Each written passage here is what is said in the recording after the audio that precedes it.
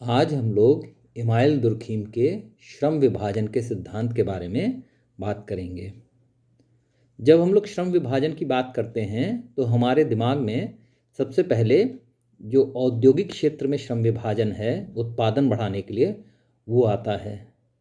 यहाँ पर ये श्रम विभाजन उत्पादन में वृद्धि के लिए किया जाता है या उत्पादों की संख्या को बढ़ाने के लिए किया जाता है। हर व्यक्ति को एक निश्चित कार्य दिया जाता है जिसके आधार पर वो अपना उस उद्योग में योगदान देता है और उस योगदान के आधार पर जो कुल उत्पाद है उसकी संख्या बढ़ती है और इसके द्वारा लाभ भी अधिक होता है, समाज की उन्नति होती है, उद्योगपति की उन्नति होती है और श्रमिक को भी अपनी आजीविका के रूप में अधिक धन मिलता है। तो यहाँ पर हम देखते हैं कि सामान्यतः जब श्रम विभाजन की हम लोग बात करते हैं तो वो आर्थिक क्षेत्र के श्रम विभाजन से संबंधित होता है। पर जब हम लोग समाजशास्त्र में श्रम विभाजन की बात करते हैं तो हम लोग इमाइल दुर्खीम द्वारा दिए गए सिद्धांत पर अपना ध्यान केंद्रित करते हैं। ये श्रम विभाजन का जो सिद्धांत है वो सिर्फ आर्थिक क्षेत्र से संबंधित नहीं है, ये मूलतः सामाजिक क्षेत्र में श्रम विभाजन को प्रक्रिया को स्पष्ट करता है।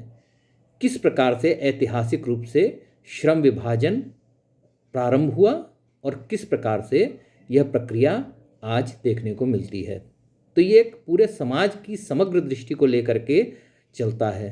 जो श्रम विभाजन का सिद्धांत इमाइल दुर्खीम का है तो ये पूरे समग्र समाज को अपने साथ लेकर के चलता है। जब इस सिद्धांत की बात करते हैं हम लोग तो इमाइल दुर्खीम ने कहा है कि प्रत्येक युग में समाज में ये विद्यमान रहा है। यहाँ पर श्रम विभाजन कोई ऐसी चीज़ नहीं है जो किसी कालखंड विशेष में देखने को मिलता है। इमाइल दुर्खीम के अनुसार ये प्रत्येक समाज में प्रत्येक युग में मतलब टाइम और स्पेस में हमेशा देखने को मिलता है, हर जगह पर, हर स्थान पर, हर काल में। यहाँ पर जब इसकी हम लोग प्रारंभिक अवस्था की बात करते हैं तो प्राचीन समाजों में उत्पादन जब केवल व्यक्तिगत आवश्यकता की पूर्ति के लिए होता था तब ये श्रम विभाजन आयु या लिंग आधारित होता था। यहाँ पर आयु या लिंग के आधार पर जब श्रम विभाजन की बात हम लोग करते हैं तो ये इसका मतलब ये है कि या तो आयु के अनुसार होता था वयस्क और बच्चे, और या फिर लिंग के आधार पर होता था पुरुष और स्त्री के मध्य। यहाँ पर जो वयस्क थे, अगर हम लोग आयु श्रम आधारित श्रम विभाजन की बात करते हैं तो जो वयस्क लोग थे वो घर की देखरेख करते थे और बच्चों के लिए सुरक्षा का इंतजाम करते थे। बच्चों का कोई विशेष दायित्व तो नहीं होता था इसमें जब तक वो वयस्क स्वयं ना हो जाए। इसी प्रकार लिंग की जब बात करते हैं या लिंग आधारित श्रम विभाजन की बात करते हैं तो यहाँ पर पुरुष जो थे वो आखेट करते थे और घर के बाहर की काम और सुरक्षा सुनिश्चित करते थे, और स्त्रियां घर के पारिवारिक दायित्वों को संभालती थीं या घर के अंदर के कामों में अपना योगदान देती थीं। एक स्पष्ट श्रम विभाजन था पुरुष और स्त्री के बीच में, जहाँ पर पुरुष अपनी नैसर्गिक बल के कारण, शारीरिक बल के कारण, सुरक्षा के कार्यों और घर के लिए भोजन की व्यवस्था उपलब्ध कराने के लिए, मुहैया कराने के लिए घर के बाहर जा करके आखेट करता था, और स्त्रियां जो भी चीज़ घर के बाहर से पुरुषों द्वारा लाई जाती थी उसको पुरुषों द्वारा प्रदान की गई सुरक्षा के पर्यावरण में उसका प्रसंस्करण करती थी, उससे खाना बनाती थी, या अगर कोई जानवर की खाल ले आए तो उसके काट के उसको हटा करके उसको उचित रूप से वस्त्र के रूप में बनाती थी। तो घर के अंदर के सारे काम स्त्रियों के थे, घर के बाहर के काम पुरुषों के थे।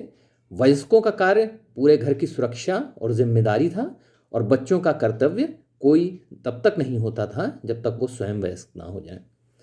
यहाँ पर इस परिस्थिति में परिवर्तन कैसे आता है? यहाँ पर परिवर्तन के कारण 3 बताए हैं दर्खाइम ने।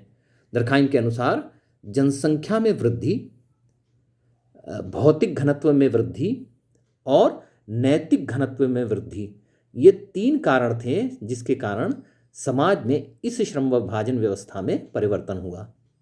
जनसंख्या वृद्धि तो अपने शाब्दिक अर्थ में स्पष्ट ही है कि जनसंख्या में जब सदस्यों की वृद्धि हुई जब एक समाज की जनसंख्या में व्यक्तियों के समूह में सदस्यों की वृद्धि हुई, बच्चे उत्पन्न हुए, संतानें अधिक हुई, तो यहाँ पर कुछ न कुछ परिवर्तन समाज में होना आवश्यक हो जाता था, क्योंकि एक छोटे जन समुदाय की आवश्यकताओं को पूर्ति करना और एक बड़े जन समुदाय की आवश्यकताओं की पूर्ति करना बिल्कुल अलग अलग मामले हैं।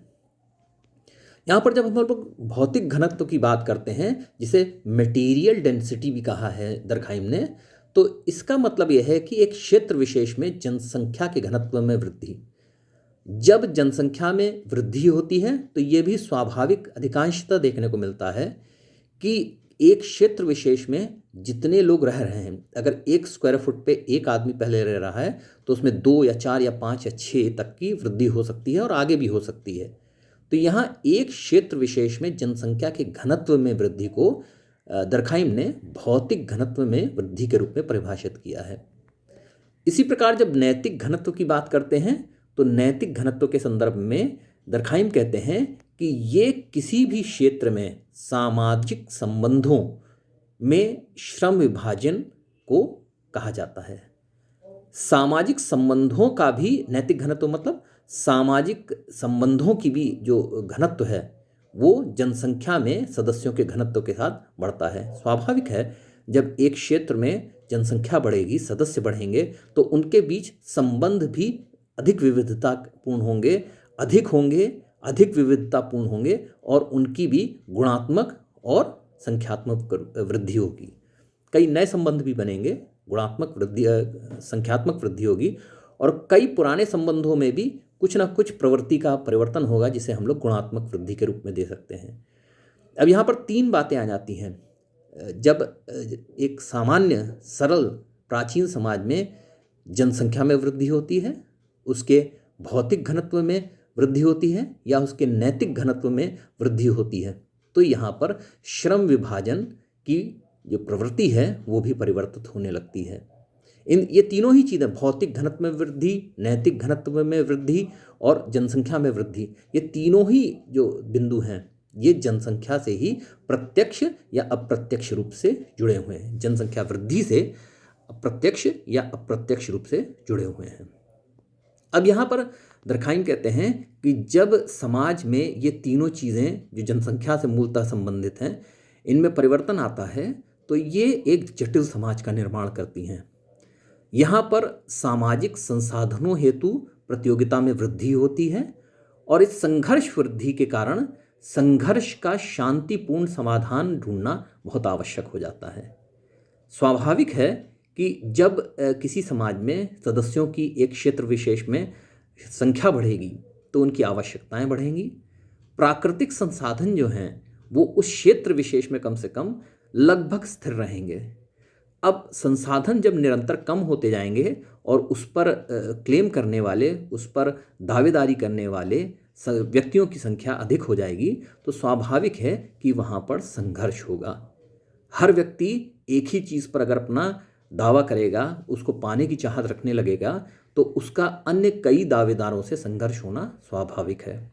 तो यहाँ पर जब एक जगह पर जनसंख्या की वृद्धि या नैतिक घनत्व में वृद्धि या भौतिक घनत्व में वृद्धि होती है, तो यहाँ पर उस क्षेत्र विशेष में संघर्ष होना स्वाभाविक हो जाता है। व्यक्ति एक ही चीज़ के लिए या सीमित संसाधनों के लिए संघर्षरत हो जाता है। इस संघर्ष को अगर समाप्त न किया जाए तो उस समाज में जो विकास और उन्नति है वो अवरुद्ध हो सकती है। तो इसी कारण दरखाइम के अनुसार श्रम विभाजन एक नए स्वरूप में प्रकट होता है या प्रस्तुत होता है। यहाँ पर इस नए श्रम विभाजन की विशेषताओं को बताते हुए दरखाइम कहते हैं कि इस श्रम विभाजन में 3-4 बातें प्रमुख रूप से दर्शाई जा सकती हैं। एक तो ये कि इसमें विशेषीकरण का प्रादुर्भाव होता है। पहली बार इसमें विशेषीकरण का प्रादुर्भाव होता है, प्रतियोगिता का भाव होता है, पारस्परिक निर्भरता और सहयोग का भाव होता है और व्यक्तिवादिता का भाव होता है। यहाँ पर अगर एक एक बिंदु को हम लोग समझने का प्रयास करें तो पहली बार यहाँ पर जटिल समाजों में विशेषीकरण की प्रक्रिया आ जाती है। यहाँ पर जो श्रम विभाजन है वो केवल स्त्री पुरुष लिंग के आधार पर या वयस्क और अल्पवयस्क आयु के आधार पर, इसके आधार पर नहीं होता है। यहाँ पर सभी लोग संसाधनों के लिए संघर्ष में लिप्त हैं, संघर्ष कर रहे हैं, और इस कारण सभी व्यक्ति अपना अपना कुछ ना कुछ कार्य करके उन संसाधनों पर अपनी दावेदारी पुष्ट करना चाहते हैं। तो यहाँ प्रत्येक व्यक्ति कुछ ना कुछ विशेष अपना हुनर बनाने की प्रयास करता है। या तो वो विशेष हुनर बनाएगा या उसको अधिक श्रम करने की क्षमता विकसित करनी होगी। तो यहाँ पर किसी न किसी तरह से उसको कोई अपना विशेष गुण, विशेष हुनर विकसित करना पड़ता है, जिसके आधार पर उसको अन्य लोगों की अपेक्षा अधिक संसाधन उपलब्ध हो सकें। तो यहाँ पर विशेषीकरण की प्रक्रिया देखने को मिलती है। फिर यहाँ पर क्योंकि श्रम विभाजन केवल दो आधारों आयु और लिंग के ऊपर नहीं टिका रहता है, तो यहाँ पर प्रतियोगिता भी प्रबल हो जाती है। हर व्यक्ति, हर आयु का व्यक्ति, हर लिंग का व्यक्ति, हर धर्म का व्यक्ति, हर जात का व्यक्ति एक दूसरे से प्रतियोगिता में लिप्त है। तो यहाँ पर प्रतियोगिता के आधार पर सामाजिक व्यवस्था, आर्थिक व्यवस्था चलायमान होने लगती है। यहाँ पर क्योंकि व्यक्ति एक ही तरह का कार्य में अपना हुनर बढ़ाने का प्रयास करता है और उसको उस हुनर के आधार पर ही अधिक पारिश्रमिक या आजीविका मिल सकती है, तो यहाँ पर अन्य कार्यों के लिए दूसरों पर निर्भरता भी पड़ती है।